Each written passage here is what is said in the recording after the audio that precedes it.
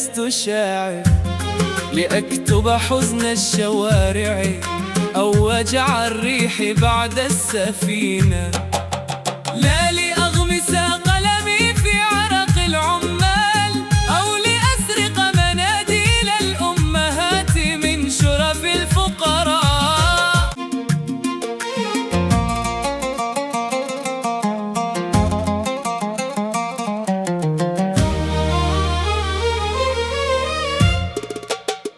على شرفة لا تطل على أي شيء أسرح طيفي وأمنح هذا الفراغ السكينة.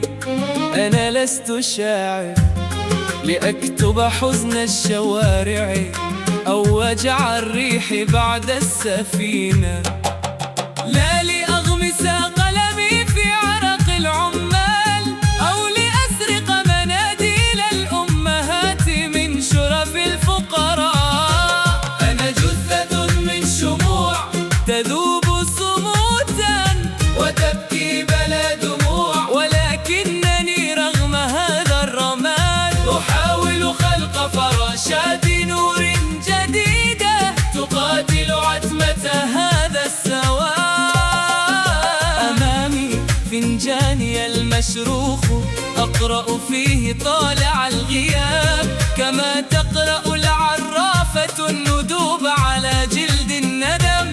كل شرخ في المدى هو اسم شخص غاب ولم يعد، وكل بقعة قهوة حبر حبيس لم يسكب بعد على ورق الألم.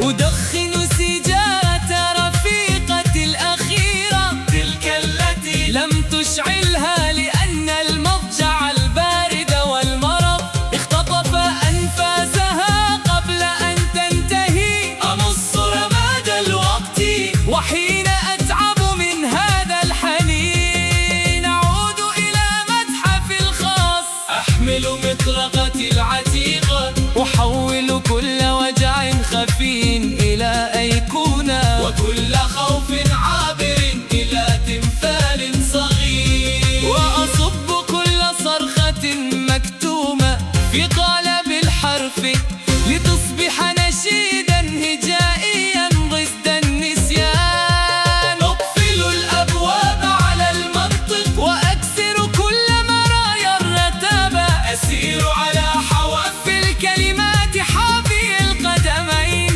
أجر أرواحنا كأكياس من رماد الذكريات، وأحفر رواية كبرى ليست لتقرأ بل لترد لك نشيد جنائزي من الجمال المجروح. تموت الظلال على حائطي ويبقى النشيد شعاعا نحيلا يفتش عن بعده من جديد. كنت أريد للقصيدة ألا تخجل، فالأن تبتسم كمن وجد مرآة تليق بملامح حزنه النبيل.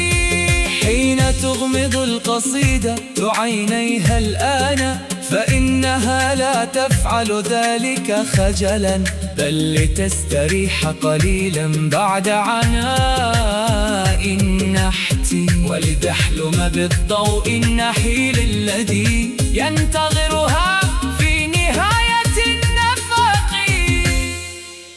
في مدينتنا الطينية كل ركن يحكي قصة حبنا، نرسم ملامحنا على الجدران لتبقى للأبد، ونشارك الطيور سلام قلوبنا. أنت أجمل حكاياتي.